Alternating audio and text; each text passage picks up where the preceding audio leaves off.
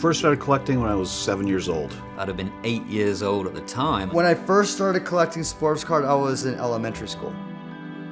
I was fortunate enough that my father was already working and involved within the business, so he would bring packets home. I was too young to join Little League. I fell in love with the sport and started collecting cards.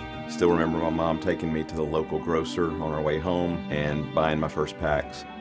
Still a very vivid memory opening those packs and chewing that gum back in 1976.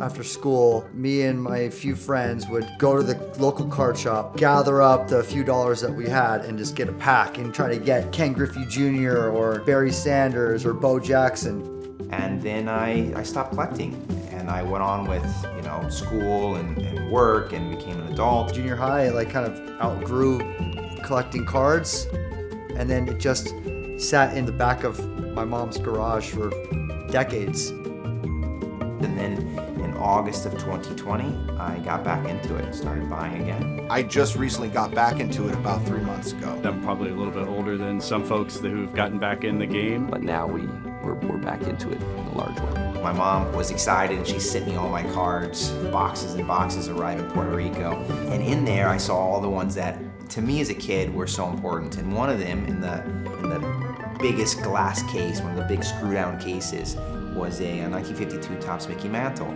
So I'm a collector of what has culturally hit me. I want to have a piece of history in the same way I look at art. It's just smaller.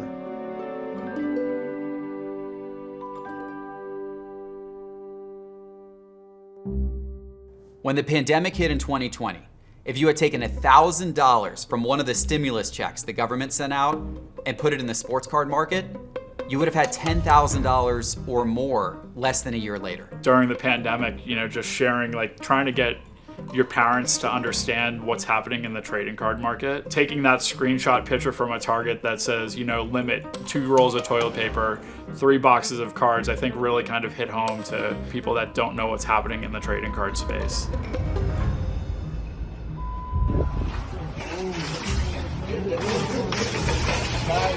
If they're running, I'm running. I'm not getting in that. No way, dude. I am not doing that. Employees buying all the cards out before the stores even open. Guys standing here 2 hours before opening, and we got backdoor action. Backdoor action. Are you serious? Because you need it? You're about to lose your job now. I hope your family doesn't go hungry over cards, man. The money that's in the industry right now is staggering. I literally, my employees bug me, but all I do is stand at the cash register and take money all day. There's so many people that are coming in that they pull out a wad of $1,000, $2,000, $3,000 to make their weekly purchase. From 2016 to 2021, the stock market had an incredible run. It about doubled during that period.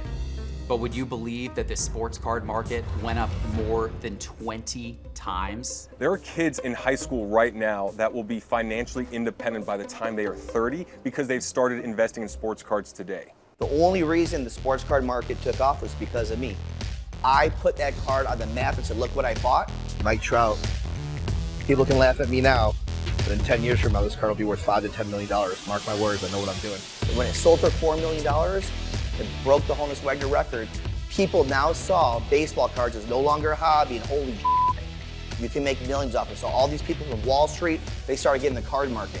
No way you would have saw LeBron sell for millions, Luka sell for $4 million. I single-handedly changed the market from a hobby to a business and to an investment. If I didn't take that risk, who knows where the industry would be right now.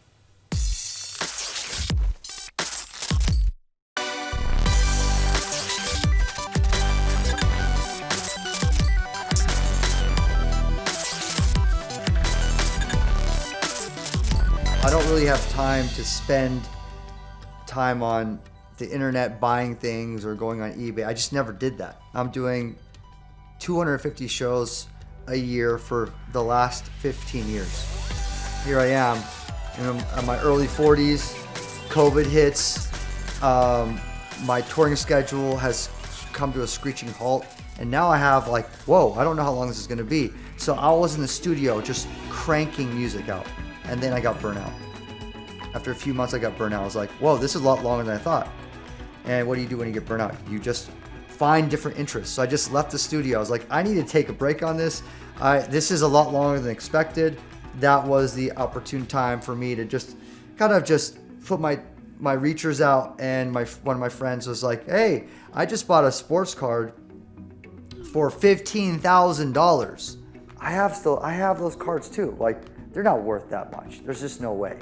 I could not believe it. I just was like, I don't understand it.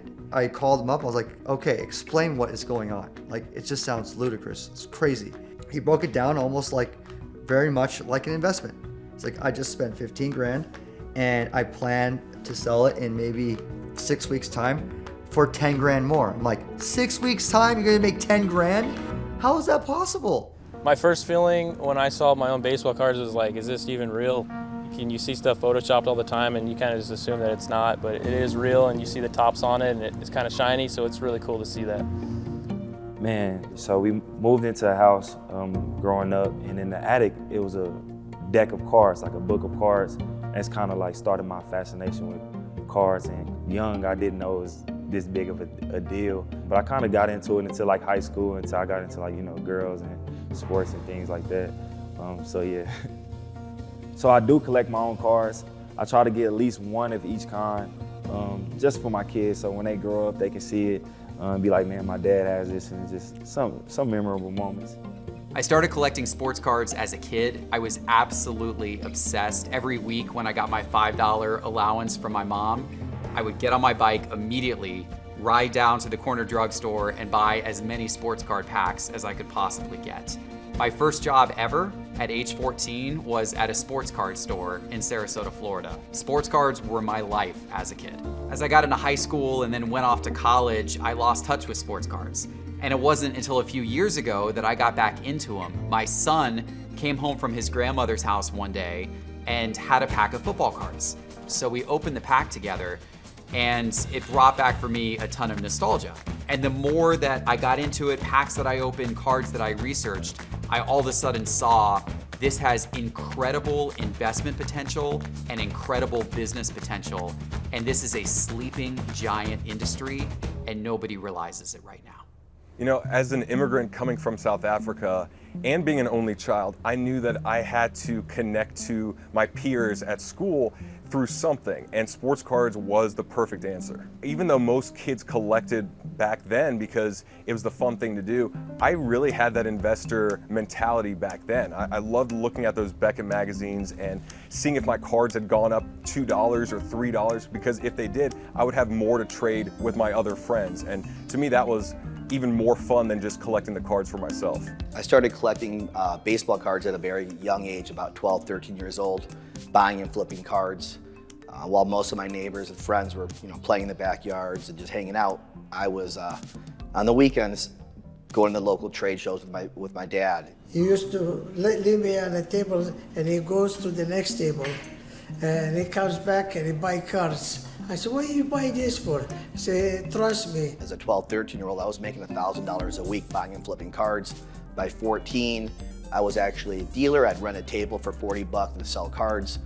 And then before I was 15, I became a real entrepreneur. I'd rent Holiday Inns or hotels in Michigan, rent the tables out, hire Detroit Red Wings players to sign autographs, pay them $1,000, charge a door fee. So I was making the door fee, the autograph fee, and the table fee. And I was making about $8,000 a month, and I was only 15 years old. So that's when I first became a real entrepreneur. But then when you get to high school, you want to chase girls and get fancy cars. So I sold everything. And it's funny how I circled back in the card industry almost 30 years later.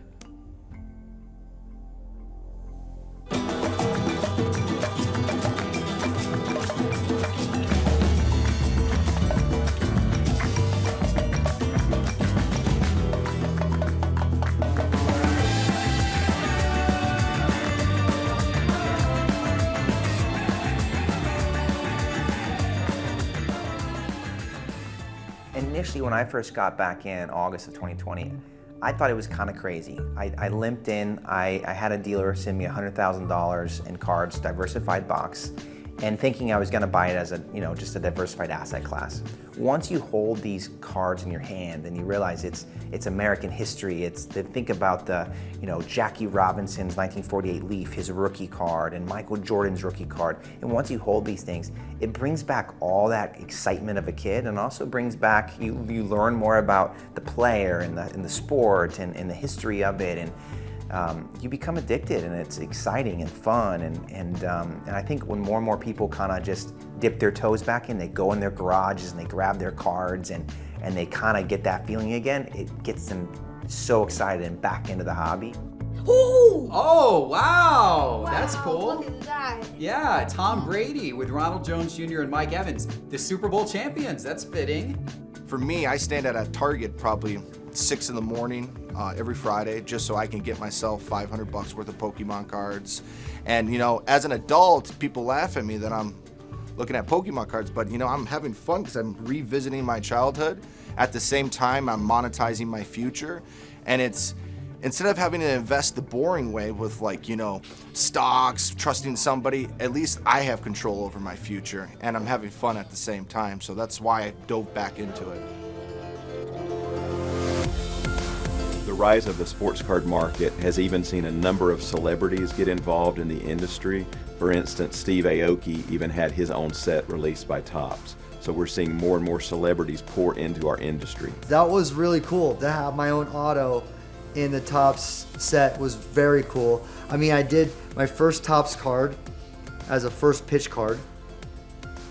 You know, whenever I get into any industry, I always want to be creative in the space. Like, you know, because I throw cakes at my shows, we splattered a cake theme on the parallels. It was a lot of fun to work with them. Influencers, celebrities entering the space is incredible, and they're coming in on a daily basis. I think athletes are the best person to come into the space because, one, they know the industry better than anybody. They know the players. They know how they're going to perform. They know how they're working on the off season. And also they're kind of mini VCs. They make a phenomenal amount of money doing what they do. So as they come in, it's like having a new VC come in. I had a federal case. I was the #1 sports bettor in the world, and the casinos banned me, and they didn't want to pay me. So I fought for my money, and when I fought the casinos, they teamed up with the feds, and they indicted me in 19 alleged felony accounts. So while I fought that federal case, which was 40-year prison term, 19 alleged felonies, during that time they banned me from sports betting. So I had to figure out another source of income. So I started consulting, selling picks. But the other thing that I did was get into sports cards. I was known as the king of futures. I have all the biggest payouts in the history of sports betting. I could predict teams that would win the World Series at very long shot odds, including the record-breaking Kansas City Royals, 100,000 to win 2.5 million for a team that never won a World Series for 30 years. So I was the king of futures. I just had a vision. So when they banned me, eventually I did beat the case, no felonies, no prison time, but I'm still banned. So what I did when I got in the sports card industry, I just parlayed my visions of sports cards, kind of like futures in sports.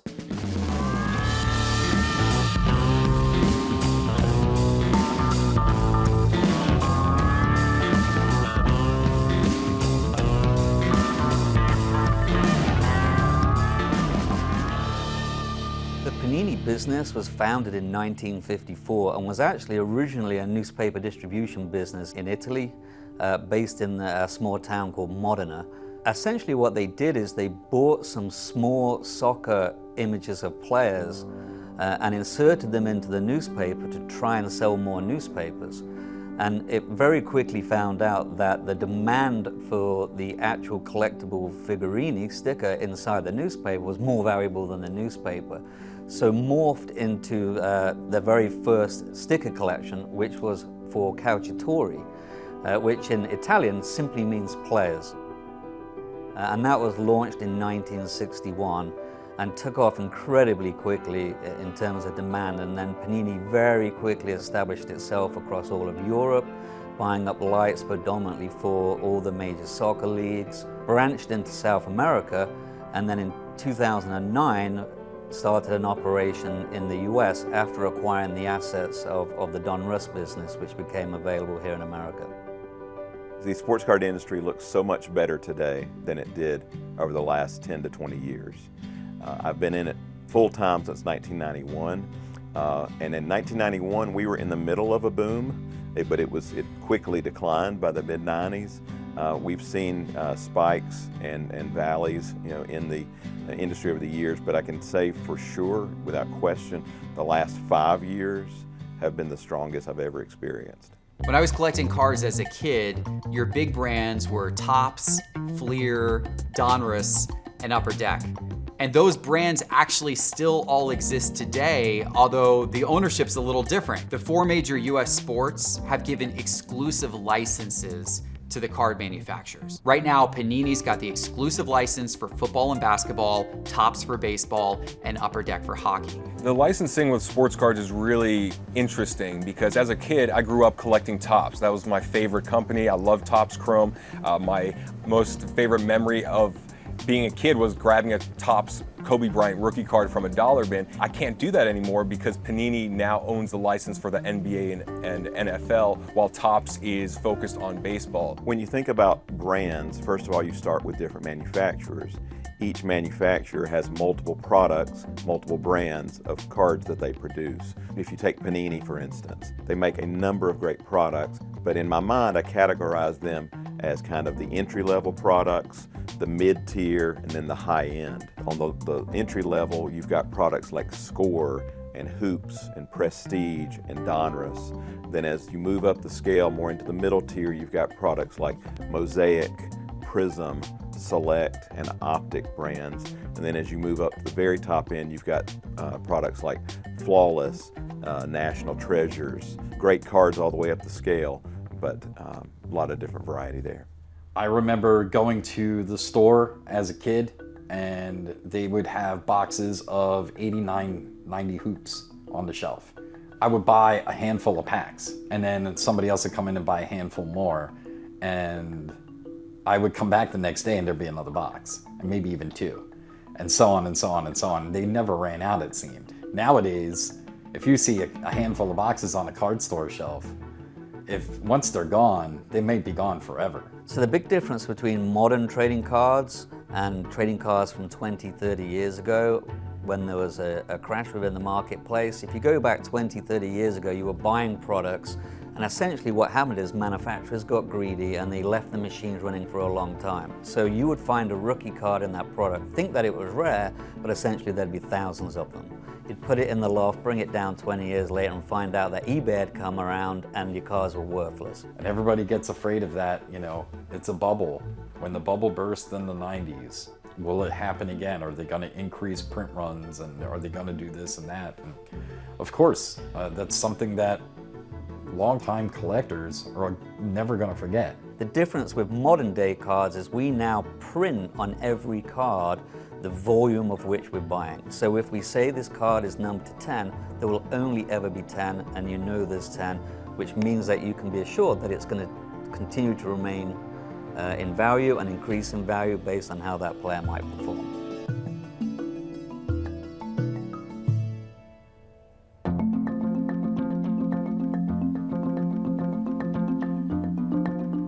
For us at PWCC, we consider a vintage card 1986 or older. Modern kind of starts when you get into the late 80s or 90s.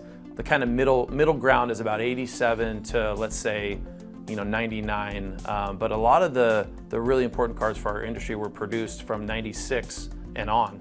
96 was the first year that they did serial numbering, so that was super important. There's only 2 Kobe rookies that have serial numbering on them, and that was the start that propelled our market to the modern market that we have today. When I got back into sports cards, one of the early mistakes that I probably made was putting too much money in risky young players. And I didn't know how their careers were gonna turn out, but I liked the upside potential. But that meant that I invested a lot of money in guys like Justice Winslow and Mitchell Robinson, names that I thought could go on to become great players, but never really played out that way, so their card values didn't go up the way I was hoping. If you look at vintage versus modern, for me, I'm more of a vintage guy. And the reason why is I'm not gonna put $5 million into a guy that's currently playing baseball. the guy could slide into home plate, he could get hurt. He could say something stupid in the news. He could do something illegal. That $5 million card then goes down to nothing. He could retire early without a championship. You know, you never know what's going to happen. Versus vintage, you know, he's already kind of passed. He's already created his legacy. It's a very consistent history. You know what you're getting. And the price is not going to fluctuate because of it. So for me, it's a lot safer. I think of it as Apple, Google stock. And I think of a current player as a penny stock. That he has a great game, the price goes up 10x, but he has a really, you know, something terrible happens and it goes down tremendously. So for me, it's a safer play. And it's also, there's just so many rookie cards. Like, let's look at, you know, a LeBron James rookie. Yes, they're going to have a couple very expensive LeBron James rookies, but there's so many different versions of his rookie card. There's so many different population of it. Whereas, let's say Mickey Mantle, there's only one card, and that's very important for me from a collection standpoint. I chose to invest in a modern day player. I'll never understand vintage. How can that guy's card go up while he's in the grave dead, collecting dust? With Mike Trout, I wanted to buy a card and a player that could improve his stats every year, because if he could improve his stats every year, the card value would go up. So I don't believe in vintage. I don't believe that a Babe Ruth can keep going up. That's why I think the Mickey Mantle buy is so stupid. The two dumbest buys in the history right now are Luka Doncic for $4 million, which is a joke. Guy's been playing 3 years. You pay $4 million for a guy that's played 3 years. And Mickey Mantle, the dude's dead. Card's not gonna keep appreciating.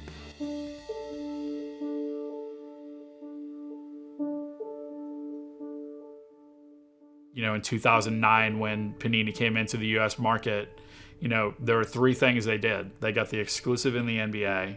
They bought Donruss to put that foothold in the trading card space here in Texas, and they went out and signed Kobe Bryant as a global ambassador. And he was super important for us because, you know, as a kid, he lived in Italy. He understood the Panini brand. He collected Panini stickers, so there was already that connection. Kobe really became like a brand ambassador and a launch platform for Panini in the US. And we've had that exclusive relationship, obviously, all the way up until today.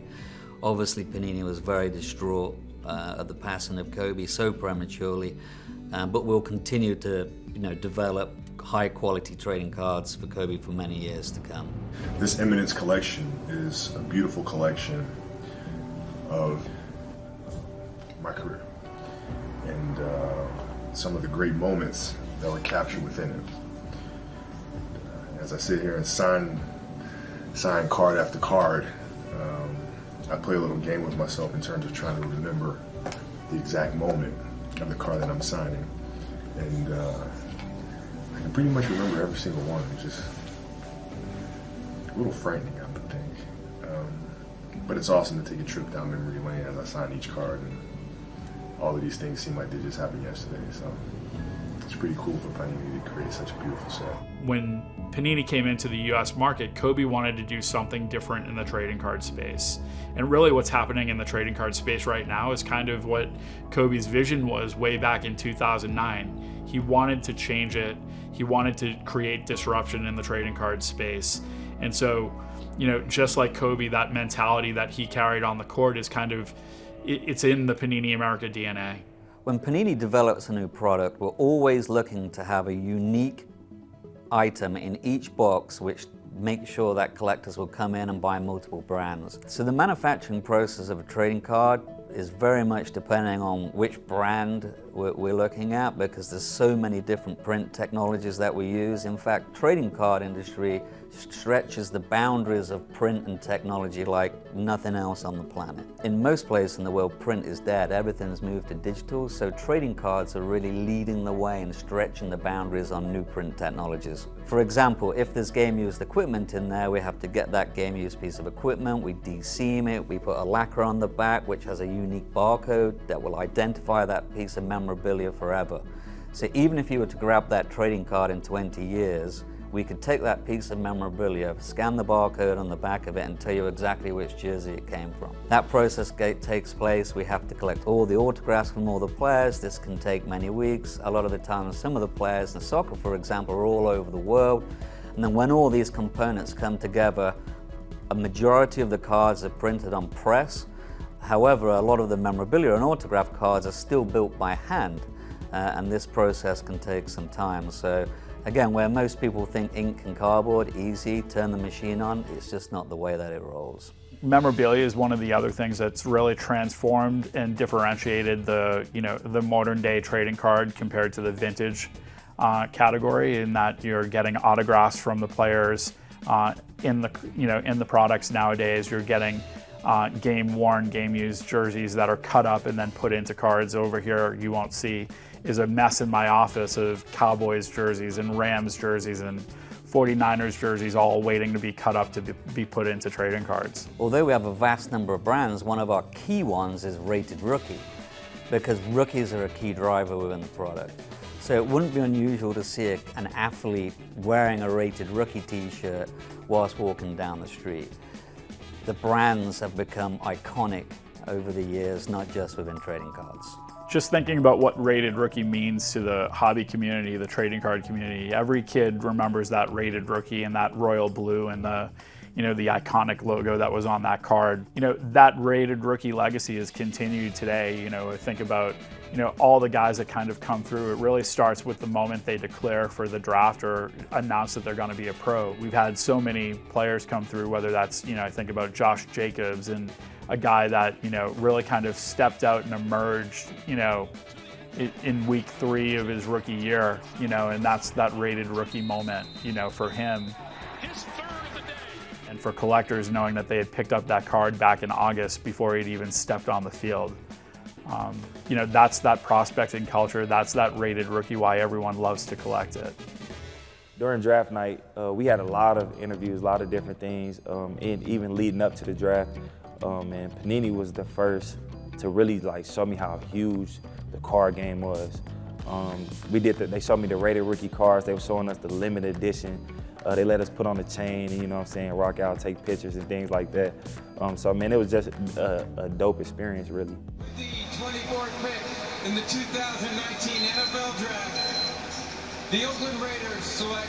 So people don't know about the draft, and which I tell people, it was a blessing to be there, but it's the longest day ever. You have media interviews all before the draft, and then the longest part is sitting in the room and waiting, hearing all the guys go and being excited for your friends and things like that, having your family there with you, and then you hear your name called. Josh Jacobs. And I remember just walking out, and it was weird because I was the only thing I was thinking about when I was going up the stairs was do not fall, do not fall while you walk up these steps.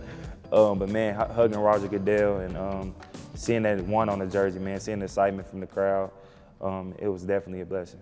Due to the overwhelming demand for trading cards and the fact that we're not manufacturing any larger volumes on the hobby, this has pushed a vast number of people into retail. You see people lining up outside of hobby stores. We have people sleeping outside of Targets and Walmarts, waiting for that product to drop and get onto the shelves at those stores now. It's insane. One of the challenges the sports card market is facing is the fact that it's really difficult to find products in big box retail stores anymore. And the reason for that is because flippers are taking advantage. They are going to big box retail stores the day products are put on shelves, buying as many as they can, because then they're able to resell them online that same night for 3 times, 4 times, 5 times, or more.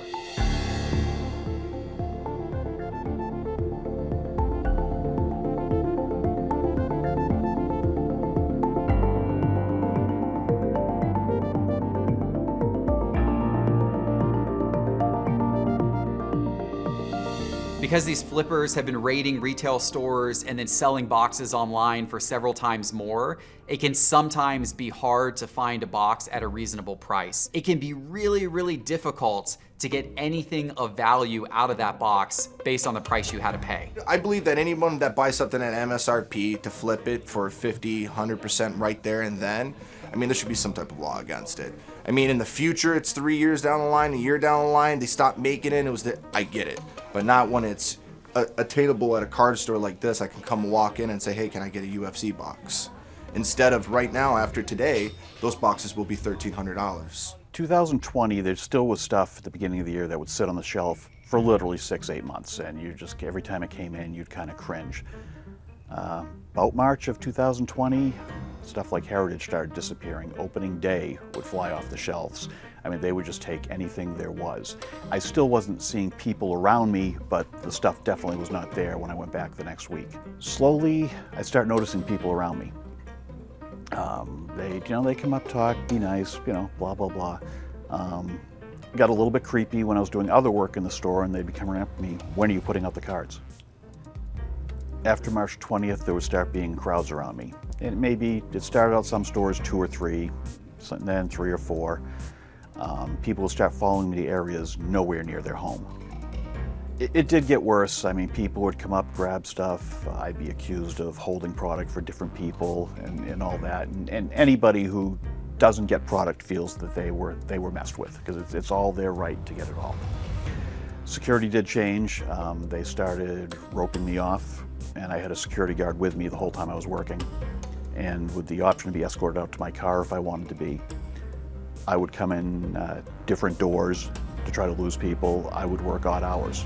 Shoppers at a Brookfield Target were forced to run and hide after a fight this morning in the parking lot. Police say it all started with a disagreement over trading cards. Recently, Target implemented new rules.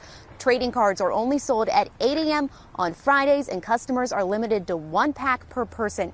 Just 20 minutes after sales began this morning, things got physical. Brookfield police say a 35-year-old man was physically assaulted by 4 other men in the parking lot after an argument over sports trading cards. The victim pulled out the gun he was legally carrying, and the 4 attackers ran away. All 4 later arrested. Let me see your hands. Put your hands up. Officers found the other 4 men around the area, putting each in handcuffs. What's so big about these right now? People, it's like a craze for it, so people are like buying it all out and like reselling it. Yeah. Because they're kind of selling for like double, triple more than how much they go for in the stores. It is crazy. The marketplace is insane right now. It's unbelievable. Like, even from just like a year and a half ago when I got into the hobby, they weren't going for that much, but now it's like a new box of baseballs like $1,400 now. It is getting harder and harder to buy some of the newer stuff because it is so expensive, and a lot of people want it, so it's hard to get your hands on it sometimes. I got here at 9 p.m. last night. There was about almost 100 people sitting in line, so wow, it's getting bigger and bigger. Do you go through, do you guys go to each spot every day? Nah, you gotta know the drop zones. It's a secret society on display. I'm just getting in. Like I said, you don't know, you won't know. You're gonna miss every day. The reason why everybody's in line is mostly to flip, to make money, to profit from it. These boxes might cost 20, 15 bucks, and you can sell them for hundreds. So a lot of people they're after that, the money mostly. And then there are some hobbyists that just have to do this because you won't be able to get cars at retail, so. Do you consider yourself a flipper? You know how everybody calls people flippers? Yeah, of course. I mean, I wouldn't be here if I wasn't. In 2020, people started bringing a lot of product back to Target. And I actually had one reseller tell me he likes buying from Target and Walmart because they take returns. So anything he cannot sell online, he gets his money back for. The problem with that is some people know how to reseal the product and put junk in there that is basically useless to anyone, and it will not get caught until the next person buys it and then returns it.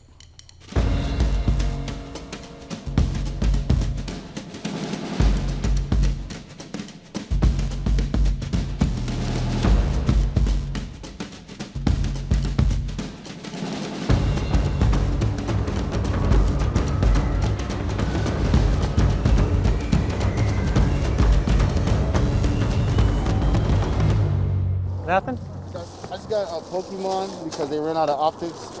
Well, my friend got all the optics, and then I got NBA hoop. Oh, you did get a hoop though? I got a hoop. So we're gonna get some John Morant. We don't go to sleep until we get the money. As an owner of an actual TCG company like MetaZoo, it's not up to us what the secondary market price is at. We're gonna sell it as MSRP at that price, and we allow the secondary market to dictate what the value of this box is, what the value of these items are. The secondary market is incredibly important in defining the rarity or the desirability of the actual product.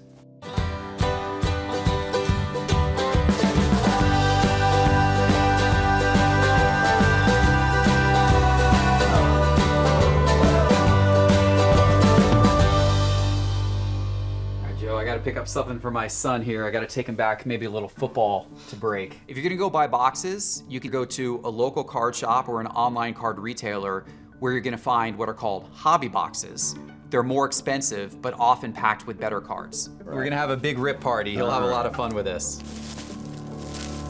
Hope you get some great pulls. I started Got Baseball Cards back in May of 1991. At the time, I was doing card shows with a college friend named Jeff Porter, and we would travel around the Southeast doing shows. And he was working in a card store, and the owner had decided to close, and he called me and said, hey, we can buy out this store. So we partnered and opened the store in May of 1991, and then bought him out a few years later. So I've been going at it for over 30 years now, full time. We went through some of the most transformational changes we've ever seen during COVID. First of all, our retail store shut down. We've actually been closed for regular walk-in for about a year now. The market actually grew exponentially during that time. We shifted all of our focus to online. The changes in the industry were staggering.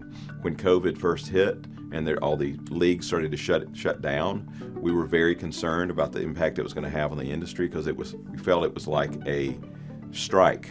I mean, I've lived through a lot of strikes in this industry, and I saw how it hurt the industry, but we had a fear it was going to impact it the same way, but instead, it seemed that it fueled the fire more because people were at home, fathers and sons were collecting together, reigniting the passion they had as a kid, and the dads were teaching the sons and so forth, and so we started seeing an incredible growth of new business, new customers we'd never dealt with before who were approaching us wanting to place orders, buy cards, sending us want lists, filling old sets. So it was the growth in the last year has been unbelievable, something we never expected to see.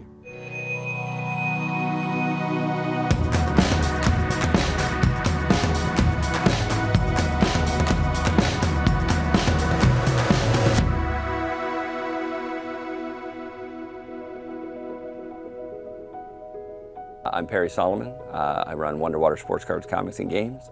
We've been doing this since March of 1989.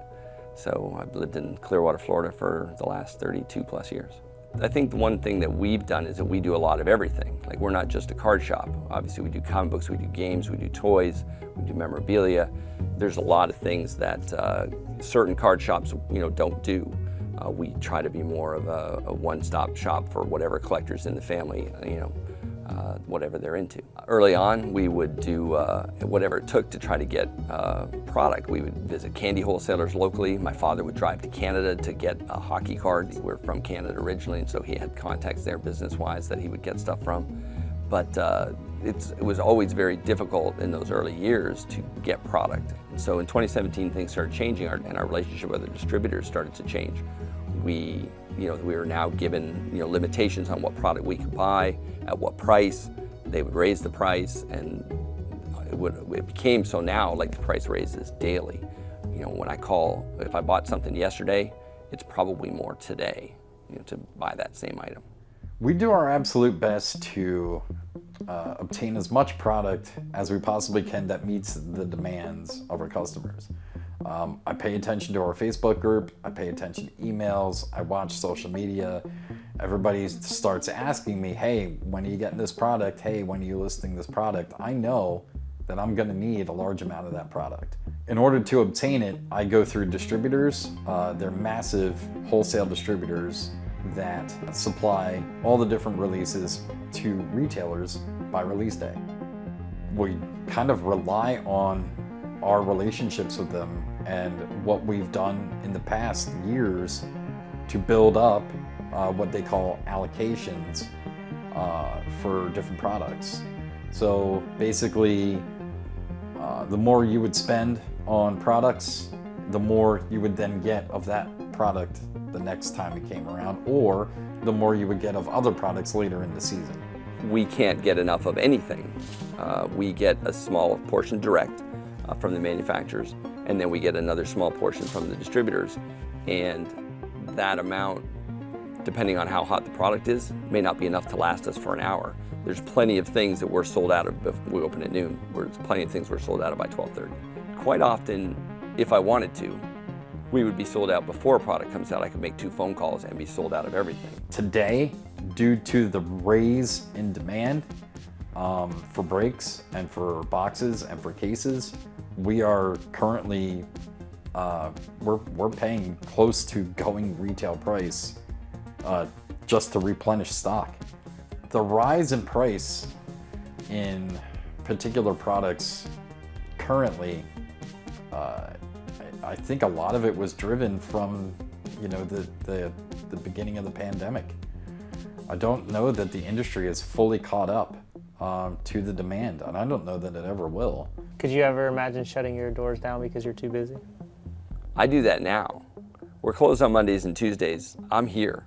Like, I'm here on Mondays and Tuesdays. All I do for probably 8 to 10 hours on a Monday and Tuesday is call different distributors to look for more product, try to redo things in here to get it ready for the next week. Because Wednesday when we open up again, it's full blast. New release of something, new comic books are every Wednesday, so we're busy. Those big releases, there's so much anticipation for them, and it's amazing just the build-up that we go into. There's this 8-month process where we're producing a product. That release day is like its birthday. It's, you know, the celebration of, you know, of a new product coming to market and people opening up that product all over the world globally through case breaking or live streams. Well, release day is, depending on what the product is very much line up at the door. You know, I said that the first time we had a lineup at the door was the death of Superman back, you know, early 90s. And suddenly we went from, you know, wondering how a product would sell to wondering how long it will last us and how many people I can try to make happy. Because the lineup's at the door, I get in here any given morning, 8:30, 9 o'clock in the morning, and there's already people sitting outside waiting for us to open at noon. So Prism Football, the first guy allegedly was here at 5:30 a.m. So people realized that there was money to be made in this industry. New people that were not in this marketplace before said, this is fun, this is really exciting. These are my favorite athletes and I want to invest with these cards. And it started spiking, spike, month after month to where we are now. Cards are pouring in, thousands of orders per day are coming into the building. Hundreds and hundreds and hundreds of cards per order are coming in. And it's a real challenge to keep up with the demand of the market that we have now. the prices are escalating everywhere, whether you talk online, eBay, whether you talk in stores, at the distributor level, everywhere. The money that's flowing into the industry has never been seen before. Do you have to stand in line elsewhere? Do you ever do retail? I don't do retail anymore. I mean, I got to the point where there was never anything there when you wanted it, and you just hear the horror stories about these long lines of people, and you know they're just pouncing on this stuff. You know, the people that are flipping it, you know, for double the price. I mean, it just got to the point where it's ridiculous. So I don't even bother with that anymore. I always just find it way harder to find any product when I go to Target or Walmart. Everything is just so sold out, and it's just, it's a mess trying to find everything. Yeah, to discuss the differences in hobby and retail boxes, there is a vast difference. Hobby boxes are ones that are distributed to hobby retailers like myself, directly from the manufacturers, whereas retail products, those are ones that go to mass market like a Walmart or a Target, and they have different cards, different special inserts than you would get in a hobby box. There's very few products in the retail, Targets and Walmarts and things like that, that are more than $50. But in general, a retail product has only certain odds to get certain types of desirable collectible cards. In a hobby product, it's a lot more money, but you get a lot more guaranteed items in a box. A little blaster box for $19.95 has no guaranteed item in it usually, or the item that it's guaranteeing is, not that special. Where a hobby box, you get a certain amount of guaranteed autographs, certain amount of guaranteed relics, and that content is more clearly spelled out of what your possibilities are. When you talk about individuals that get it from Target, they're considered flippers nowadays. What do you think they've done? Are they a positive or a negative to the industry and how it's happening currently? The flippers are part of the problem is the easiest way to answer that.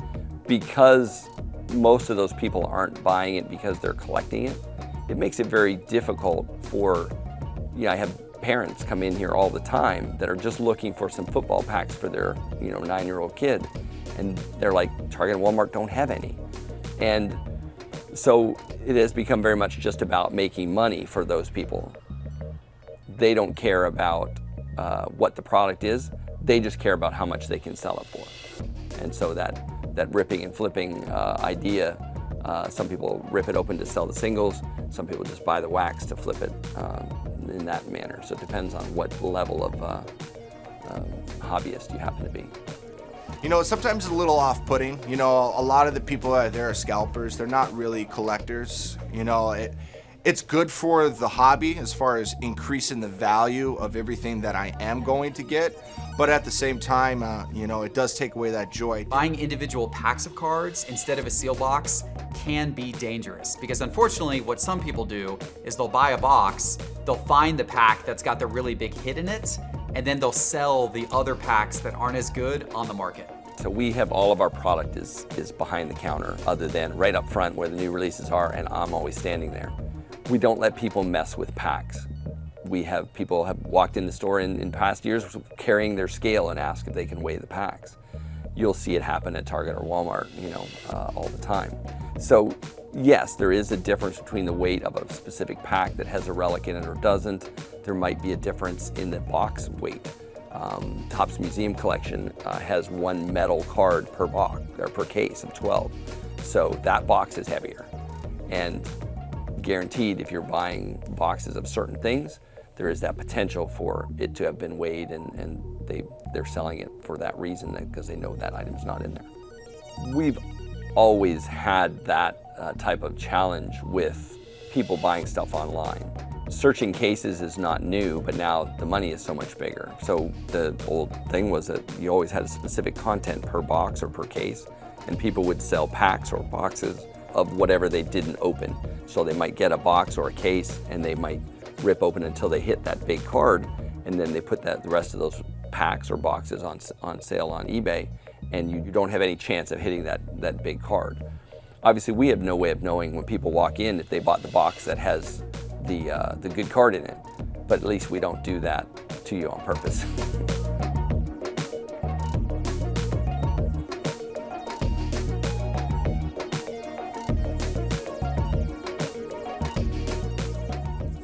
Hello everybody, this is Chris with HOTT Hot Breaks coming at you with another break. 2020 Topps Heritage High number. We are looking for what's considered a hot box, and hopefully that's what this is. When you look at hot boxes, they come with one purple chrome per pack. That's why they call it a hot box. I think we'll just pull every pack right now. All right, let's get into this. Oh my gosh, we have a hot pack. Let's go, HOTT Hot Box. We're actually gonna get one of those per pack. All-Star rookie, Mike Soroka.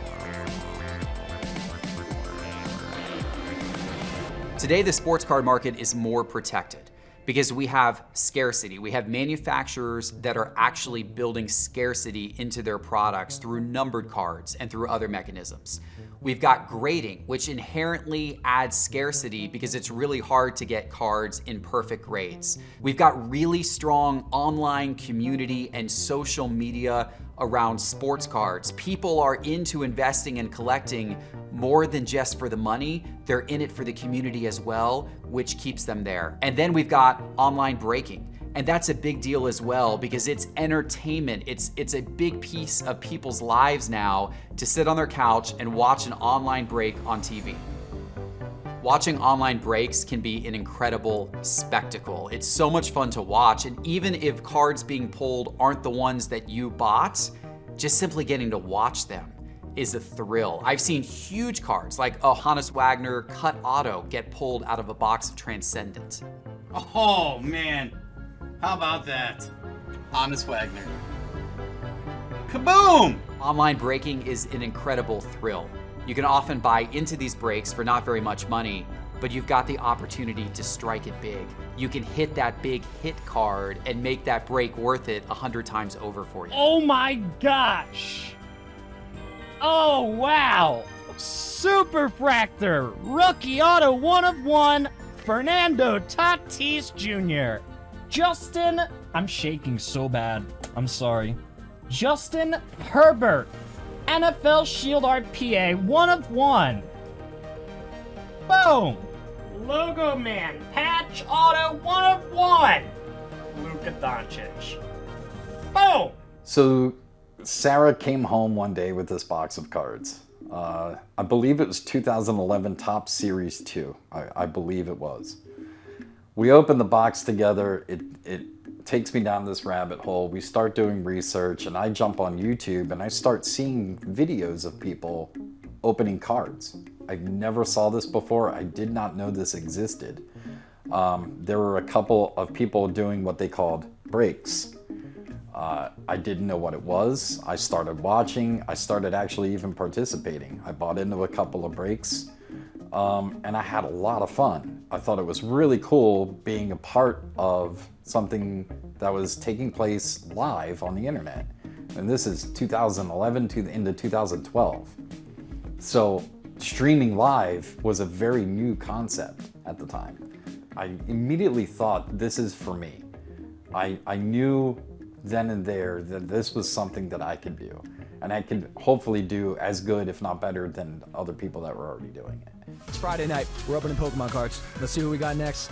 Instagram at the Coffee Breaker. Let's see what it is right now.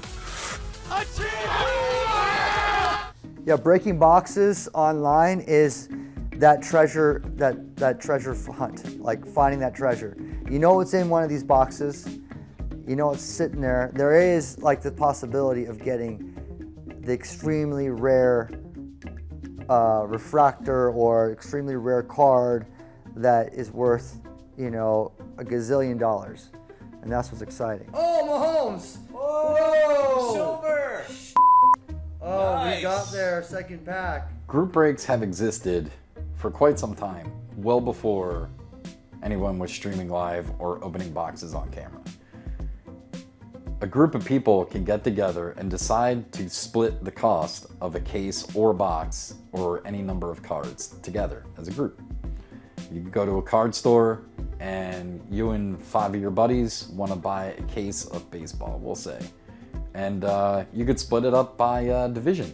6 spots, everybody pays the same amount of money, and we split it 6 ways. And then we can open the cards and I'll decide, all right, he's going to get the AL East and I'll get the NL East and so on and so forth. And everybody would split the cards. That's essentially what a group break is. Got David Montgomery patch to 25 NFC North, AFC West Larry Roundtree auto to 25, and AFC South RPA to 49 Trevor Lawrence. Boom! What it does is it allows for consumers to get into a product that they may never be able to afford.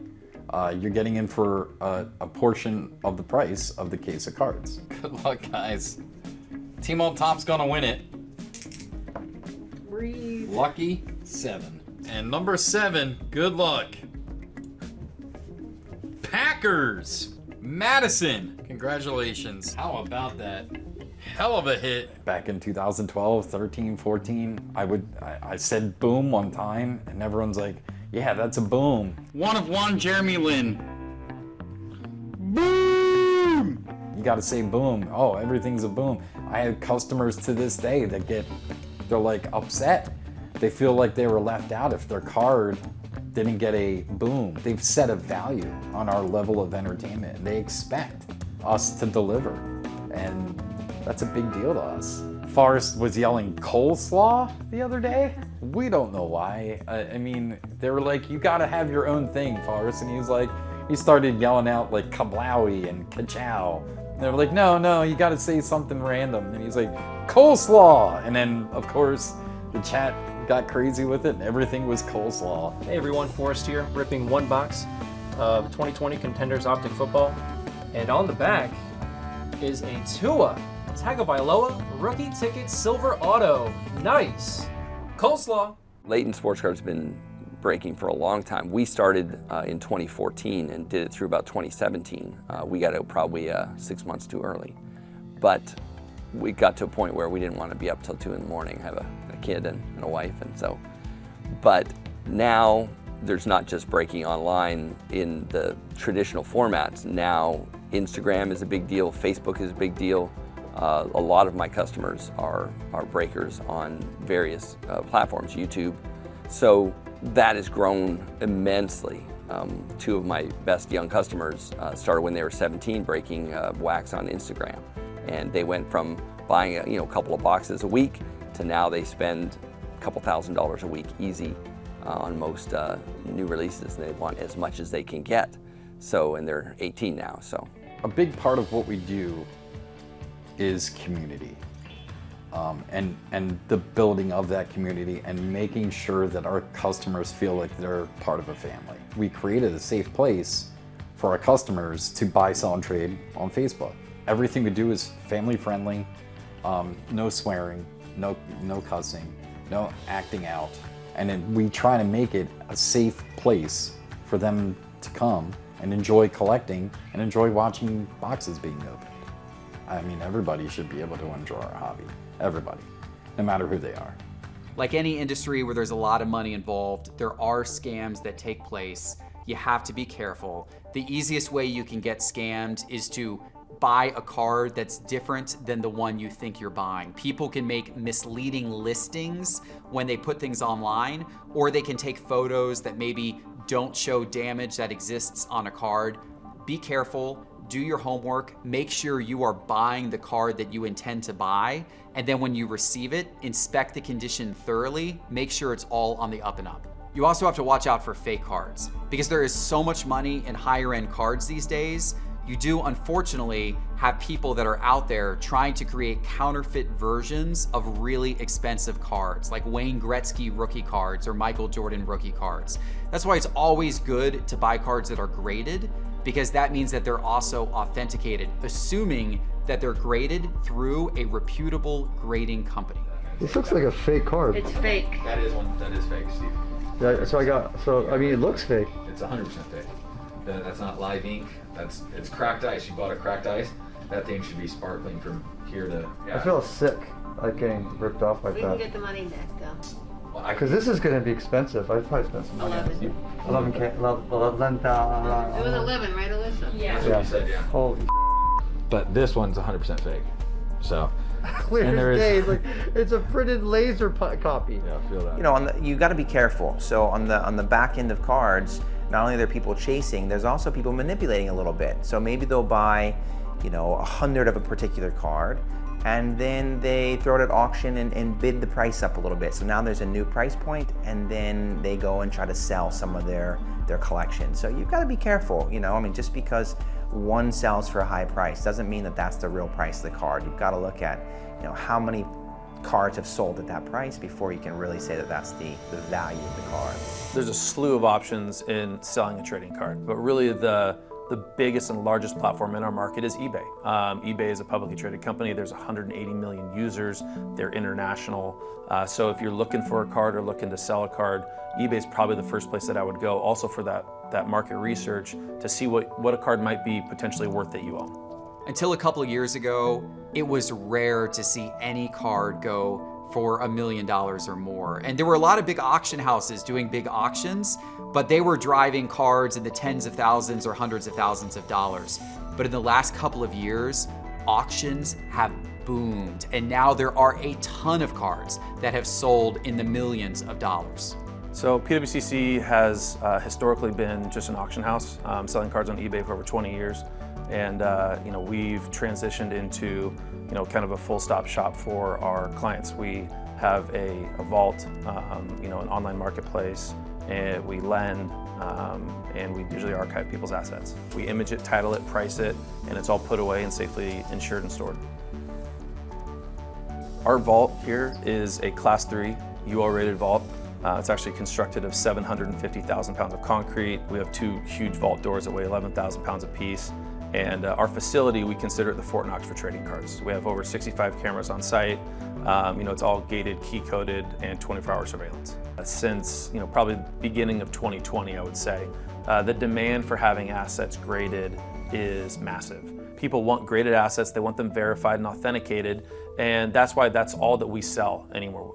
At PWCC, we only sell slabbed or factory sealed products because the third-party authentication for our market is so important. It gives the buyer the confidence that they are getting what they're seeing. That's lit. They come in these cases like this? Nope. That's a graded card for Beckett. Oh, that's lit. Not once have I bought a raw card. I see so many people making mistake, beginners. It's like play the lottery. Get a card cheaper because it's raw and get it graded. Think about it. The person that sold you the card sells cards for a living. There's a reason he didn't get it graded himself, because he sees a defect on it. So again, your local dealer lying and manipulating you. So for me, I mess with big dollars, millions of dollars of cards. Why am I gonna buy a raw card? I'd rather pay the premium price and have it graded than buying a card for 1/4 the value and take the chance of it getting lost in the mail, someone stealing it, or coming back with a 4 or 5 grade. The grading aspect changed everything for me too. Because it's one thing having a raw card and another thing having a graded card. You know, those are two different things. Like having a raw card is really, really great, but until it's in the slab, a slab that's trusted, PSA, BGS, SGC, and even I'm trusting these other ones like HGA. As long as it's in a slab and it's protected, it's framed, it's authenticated, it's graded by a professional that the whole market respects and knows that's the value. That's when, like for me, that's when the card itself has changed into an investment. Beckett was doing price guides in the 80s and the 90s, just print magazines that were being distributed to stores and retailers across the country. And then we slowly adapted and got into the Beckett Marketplace and then Beckett card grading in 2000. So the grading industry started to really catch on when people realized that they needed to have a third party examine their pieces, especially as online platforms started selling cards. And when you want to sell stuff around the world, it was much, much easier to say, I have a BGS graded this card, instead of just going out and saying, I personally think that I have a mint card. One of the most challenging things for someone new in the hobby is to understand if the condition of their card is good enough for it to get graded. Because when you send it off to the grading companies, they're really going to scrutinize it. They put it under a ton of magnification. And if it has any flaws, it's not likely to get a wonderful grade. They're gonna look at the sharpness of the corners, the sharpness of the edges, how well centered the image is on the card, and then also if the surface of the card is in pristine, scratch-free condition. So there's now a lot of different companies that do grading, so customers also have to choose which company do they want us to submit through to do the grading. The industry leaders, PSA and BGS, those are the big boys who you normally recommend. Right, we've been working with both PSA and BGS for decades. They are the two industry leaders, though there are a lot of up-and-comers who are vying to take that market share from them. When a card is received here, it's received in our logistics department, and the cards are counted to make sure that it matches up with the submission form for our customer. It then moves on to our invoicing system where the customer receives an email. Congratulations, we've received your order. Everything is working. We'll be in contact if there's any issues. At that point, it goes on to our verification team. Verification team will identify the cards. These are guys that are encyclopedias of cards. Their knowledge is amazing and stunning, and they can mow through an order and identify cards. There's times that you have to do some research on those, and they spend time researching the cards. At that point, it either goes in our vault to wait to be graded, or it moves on to our graders, depending on the service level that you select. At that point, the graders will sit down and examine the card, make sure the card is authentic, make sure the card has not been altered, and then give a grade on the card. With subgrades, break it down with each of the 4 categories. So there's 4 main things that the grading company is going to look at to determine the overall grade your card gets.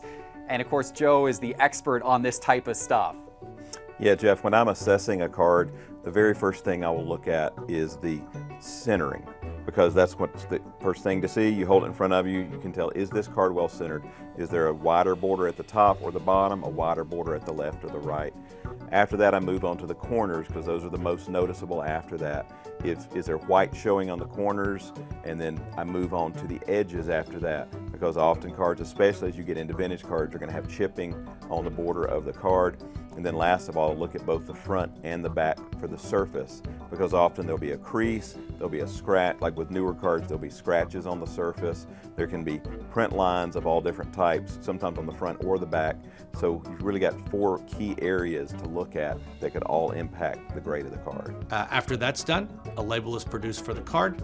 It moves on to our slabbing and production room where the card is encased, and then it's shipped out as quickly as possible. There's been a lot of innovation with new companies coming about. You've got companies like HGA with their really colorful labels that a lot of people have been really attracted to, the design of their labels and the design of their slabs. So HGA started because we've noticed a lot of inconsistencies with companies that we were grading with. Some of the larger companies, we were cracking cards and having to resubmit, and over 50% would come back with different grades. And at that point, we realized that there needed to be some change in the industry, so we wanted to go ahead and see if there was a way to bring in AI for short, some better technology into the grading field.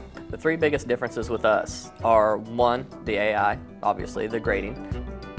2, our labels. We have a plethora of options. So you can do color splash, you can do neutral type labels. We also do custom labels, which I'm sure many people are now aware of. The other 3rd biggest thing is we were hitting our turnaround time. So a lot of the companies were getting behind because of the infiltration of so many cards, of base cards and everything coming in. So we're actually hitting our turnaround times. Imagine the hobby being so busy that the leading grading company literally shut their doors from new submissions for months because they couldn't handle the volume. But that's actually what happened to us. Yes, that was a staggering day. It sent shockwaves through the entire industry. I couldn't believe it. I got no advance notice, and all of a sudden my inbox is full with, did you hear PSA shut down? PSA shut down. What are you going to do? What are you going to do? It spread fear through the industry. Everybody was like in a panic mode, like, what are we going to do with our cards?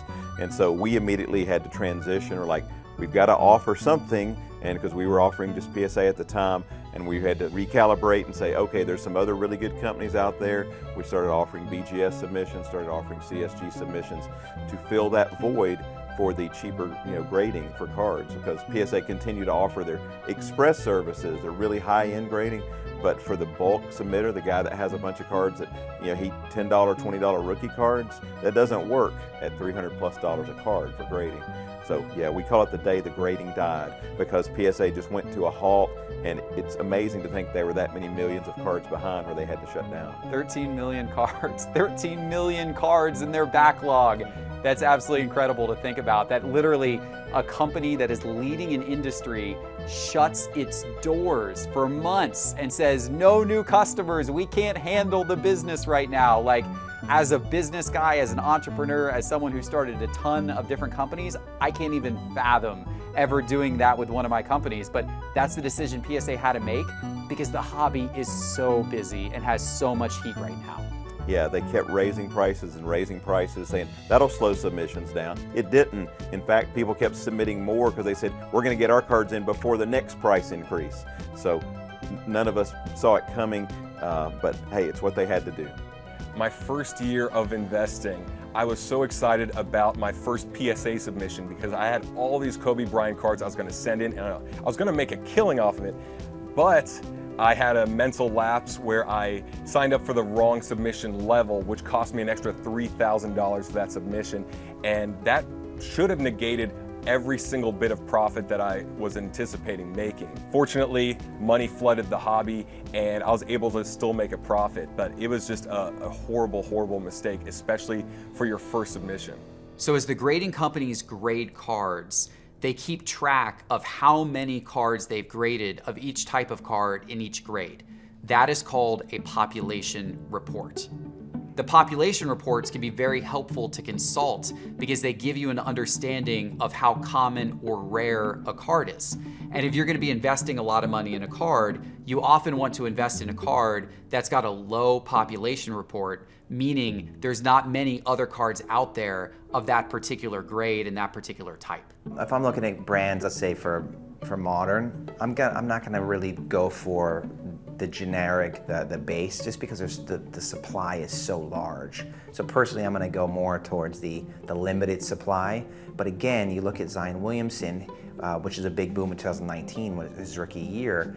You know, I heard that there were 1,300 different versions of his rookie card. That scares me. Again, when I go back to vintage. But if I'm gonna buy his rookie card, I'm gonna do, you know, a Panini Silver Prism versus a normal rookie. So that's kind of, you know, I like to be smaller in quantities. I think all the cards are garbage. I think all the cards are inflated. They're manipulated prices.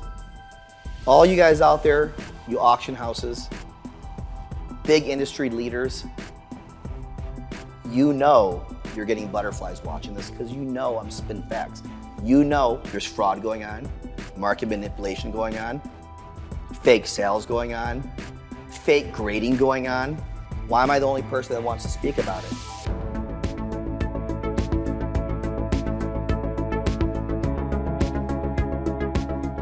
One of the reasons I believe the sports card industry has grown so much over the last 5 years, first of all, the economy's been good when you're just talking about the U.S., but also we're seeing a trend both locally, I mean in the U.S. and globally, where people are looking for alternative investments. So the card market is not the only thing that has been growing, but that's what I'm most experienced in. But people are looking for alternative investments, and what better alternative investment than sports cards that you can have fun with, you can experience. You're not buying a stock that's just out there. You actually have something you can hold in your hand, you can enjoy, you can treasure, you can follow the player on ESPN or wherever you're watching each week. You can keep up with statistics. So I think it's the best alternative investment out there. You also have a lot of people putting in money into infrastructure, you know, vaulting companies or grading companies, or they're just putting a lot of money into technology. There's a reason why they're doing it. I think they're also predicting that this card market's going to continue to rise. And you're having a lot of art collectors. I mean, a lot of my good friends, in addition to the athletes and things, but wealthy individuals that are collecting, you know, Picassos and Warhols, they're now allocating a piece of their resources to cards. So I think the future is bright. The great thing about the hobby is that there are so many ways to buy low and sell high. And at the end of the day, investing is just buying something today and selling for more in the future. For me personally, I like singles. I like looking at players and specific cards that I can buy now and sell in the future. But people make great money with sealed wax and all different types of other investments. When it comes to any type of investing, data is everything, and sports cards are no different. You need to understand how the market is changing. You need to understand what is going up and down. And of course, you want to buy during dips and you want to sell during peak periods. So when I got back into sports cards, I naturally saw tons of business ideas. But I decided to start with my YouTube show. And there were two reasons why.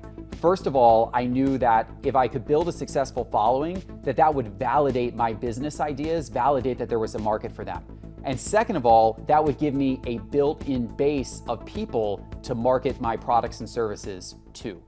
My name is Jeff Wilson. By day, I invest in tech companies. And at night, I invest in sports cards. Join me on my journey to profit from the hobby we all love. The YouTube show got off to a great start, so I immediately went forward with building the concept for what is now Market Movers.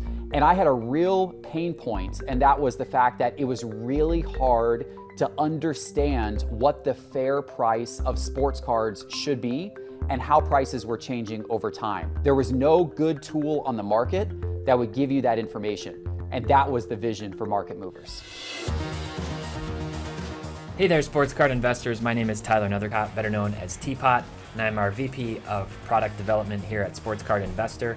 And today I'm excited to give you an updated overview of our sports card analytics tool, Market Movers. Market Movers is a sports card data and analytics platform that helps you understand the marketplace, see the price movements and pricing of different sports cards, and track your entire sports card collection. And we track tens of thousands of sports cards and how they are changing in price every day. So you can call up graphs of cards of your favorite players who you might invest in.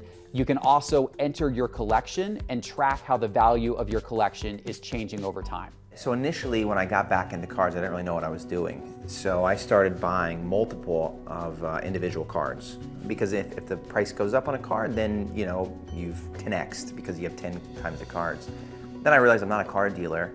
This is not what I do for money, and it's a very hard way to make money to the scale that I like to make money. So if a card goes from 1,000 to 2,000, I've got to sell 100 cards to make, 100 grand. So I realized that, and then pivoted and started going for, the bigger price points that make it more of a difference in my life. Most of my art's street art. Most of my art is actually done by a Japanese artist. Those are things like, I'm Japanese, so like Japanese art and street speak to me in a certain way. Those are like my big inspiration. Even what I wear, like wearing an Akira shirt, like I love Japanese culture, those kinds of things. When I follow sports, I follow Japanese sportsmen, Ichiro and Shohei Ohtani. Like those guys, Rui Hachimura. Like these guys, like some of them might not be necessarily big breakouts, but it's like what speaks to me. When investing, the position of a player does make a difference. In football, for example, quarterbacks are always the ones that people chase the most in the hobby.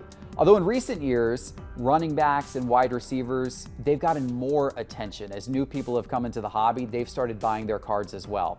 But quarterbacks are still the ones that are most likely to go up over time. Josh Jacobs, for example, the up-and-coming running back, his cards went up 600% during the off season before the 2020 season. I never could imagine my cards being that high, like even being that valuable, honestly.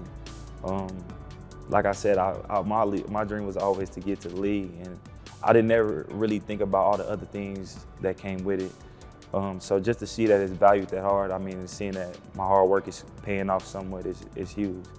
Could you see your cards being worth as much as Barry Sanders or Walter Payton in the future? Man, I don't know. Them are some legendary guys. They're so different. Just to be mentioned with them guys would definitely be an honor.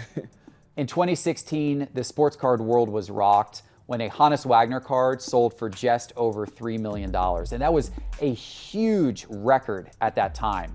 But now, just in the last couple of years, we've had modern players like Mike Trout sell for $3.9 million, Luka Doncic sell for $4.6 million.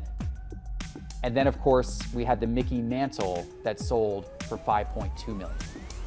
I knew Mike Trout was the best player. Everyone told me, you're never gonna get it. You're never gonna get Mike Trout. Those are in personal collections, but guess what? Money talks. So what I did is find out who had the cards and offered them double, offered them triple. So they had to sell it to me. So when cards were going for like 30, 40K, I'd fly to the airport, pay him $100,000 cash, and everyone would talk about me on the card forums like, this guy just has money, he's laundering money. But I had a vision that if I could monopolize the market and collect all the oranges out of 25 and the reds out of 5, then I could do something special. So I overpaid everybody where they thought they were getting the deal. And then 2 years later, all these cards, 10, 15 times, I just went all in with 2 people, Mike Trout and Derek Carr. But with the Trout, I got the super fractor for $400,000. It popped up on eBay one day. So I messaged the guy in Taiwan and I said, what do you want for it? He goes, to be honest, I'm not gonna take less than $400,000.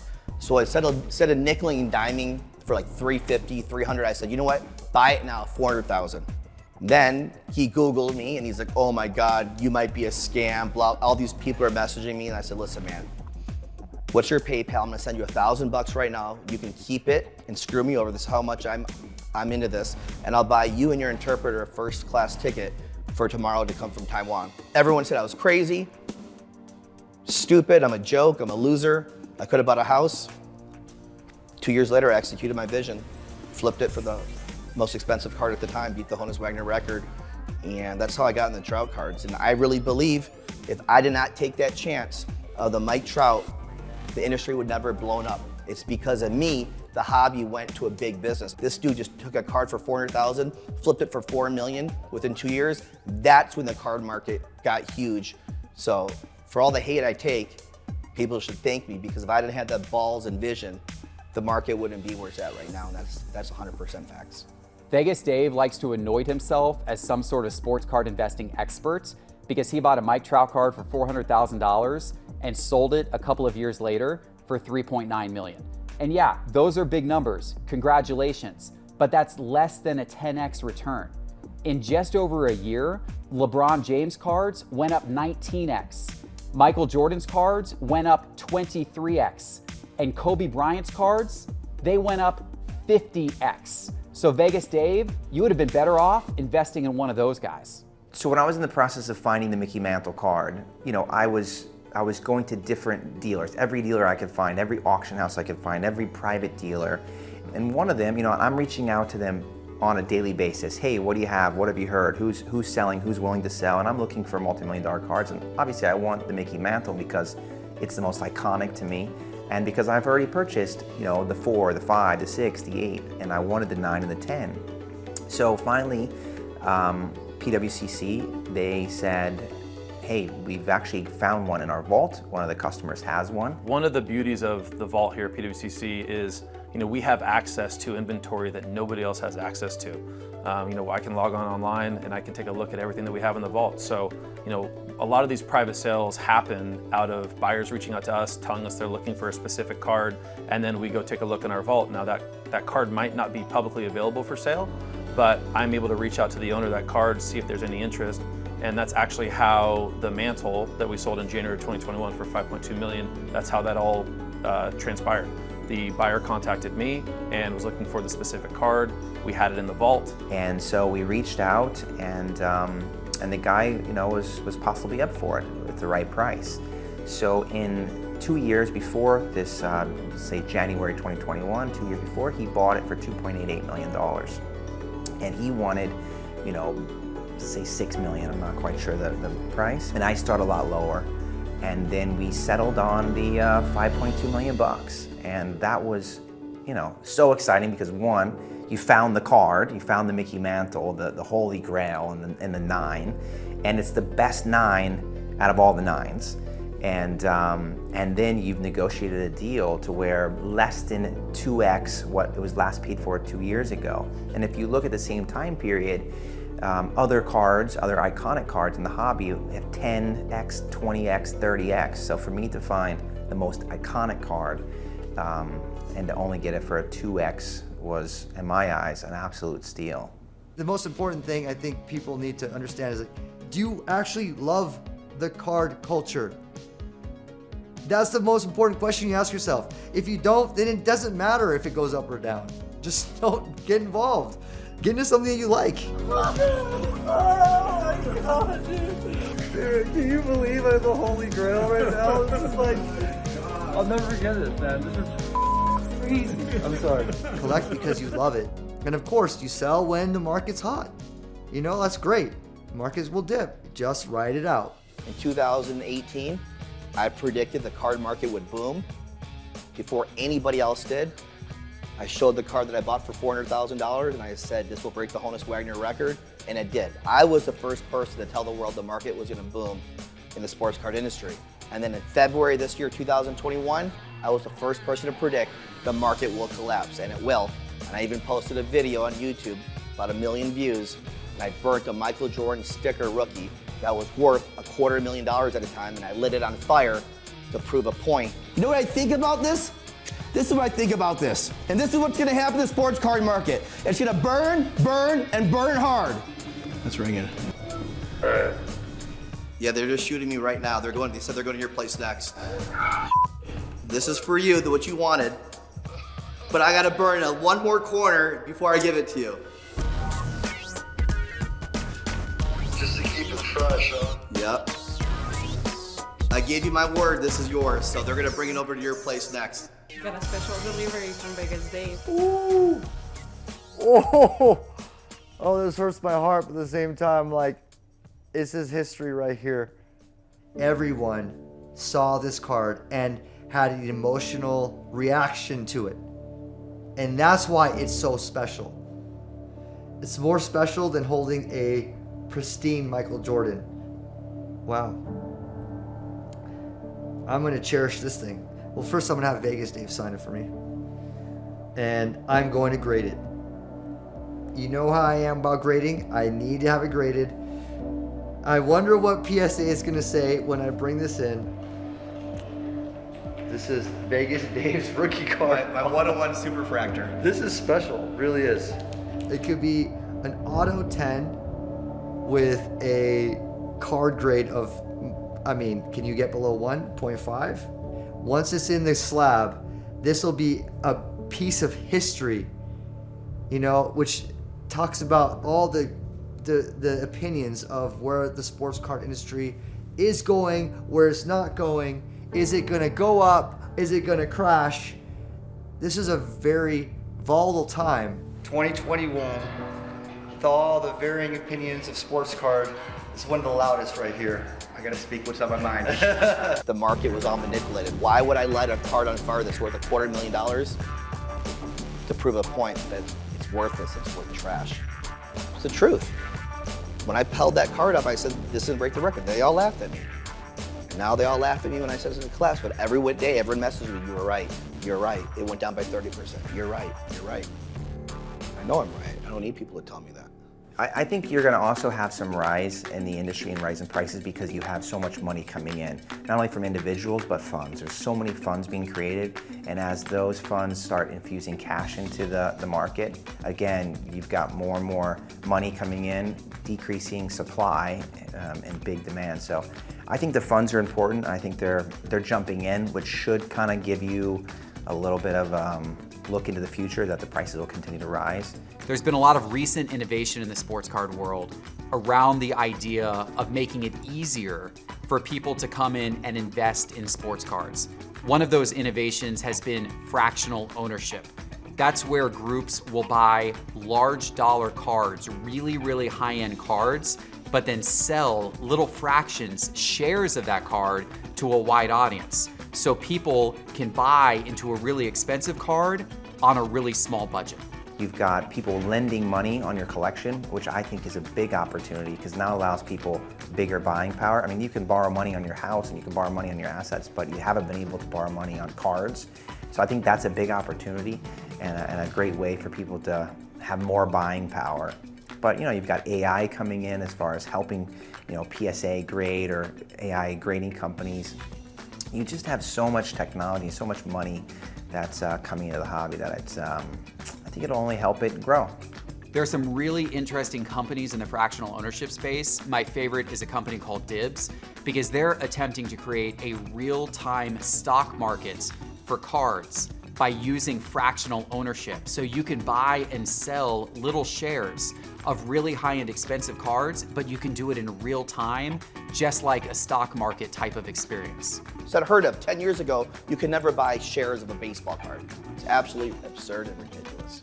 All these people from Wall Street, once they saw my card sell for $4 million, they're money motivated, so they got in the card industry. So now what do? They brought the mentality of the stock market in Wall Street to the card industry. So someone will buy a card, let's say they'll buy a Michael Jordan rookie for $100,000, and they'll sell 20 shares to the public at $20,000 a piece. So all these people that could never afford a card can own a piece of history. They collect all this money, raise capital, overinflate the price, sell it in an auction house, have their friend buy it, and boom, the card goes up by 200-300%. The people get paid back their investments back, and they do it over and over again until one day they pull the plug and the whole market collapses like a domino effect. So these are all artificially inflated prices because you're getting one card and you're selling shares of it. 10, 20, 30 people chipping in money to buy the card to overinflate the price. You can't sell shares of a card. It's absolutely ridiculous, and that's why you can see all these cards go up to 800, 900,000 that were 50,000 for years and years and years straight. So just like the stock market, it's going to collapse one day, and when it collapses, it's going to collapse really, really big. I think we all have some of that in us that want to own something that is important to us rather than just have a picture of it. That's why beyond the cards, I'm a collector of NFTs. Beyond the NFT, what's behind the NFT? It's the rarity, and it's the fact that it's authenticated, that it has a contract that the market has dictated. And that's the same thing with a card. That's like the same way you explain someone that doesn't understand sports cards or why it's valuable, because the market has dictated its value.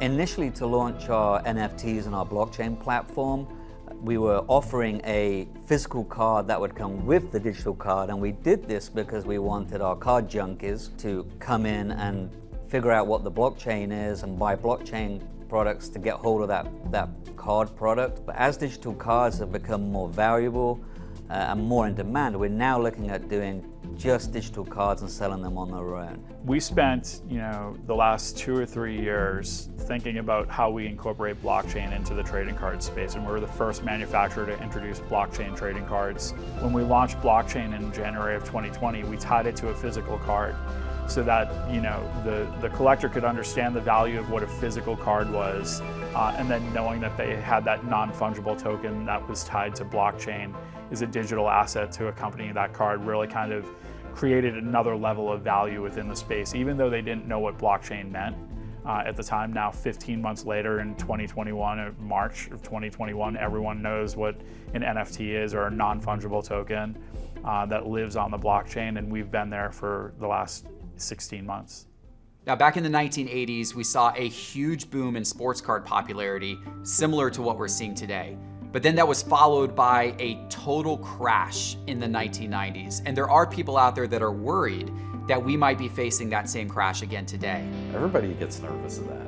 When their $20 cards became $5 cards in the 90s, or even $1 cards for that matter, and their $100 boxes became $50 boxes, I think there's new measures in place that will prevent a lot of that from happening.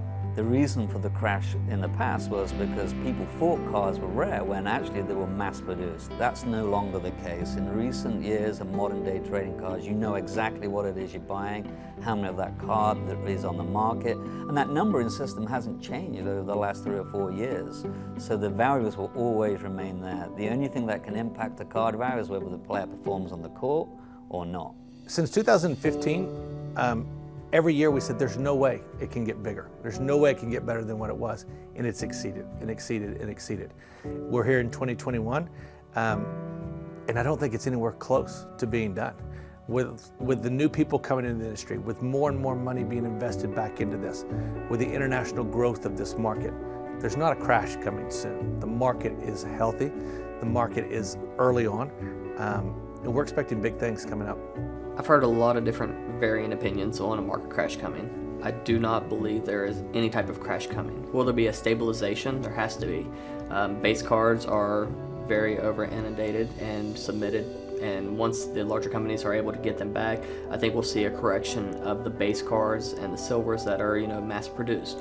I don't think your numbered cards are ever going to go anywhere. I think they're going to continue to hold their value. Crash? I don't like that word. I don't like that word, because things go up and down. That is life.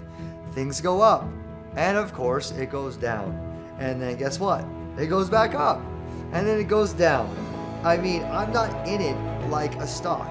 So if it goes down, I'm still in it. I'm not like, okay, I'm done, I'm out. I'm already in. In 2021, people were talking about an impending sports card crash, but the hobby was so untapped internationally. What happens when every continent joins the party? We're just getting started.